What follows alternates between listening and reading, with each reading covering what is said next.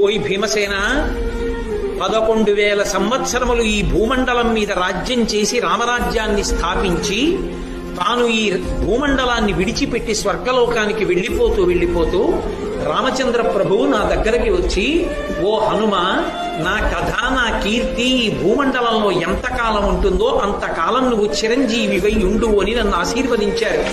కాబట్టి నేను ఈ గంధమాదన పర్వతం మీద గుహలో పడుకుని ఉంటాను. ఓ భీమసేన, నేనే హనుమంతు.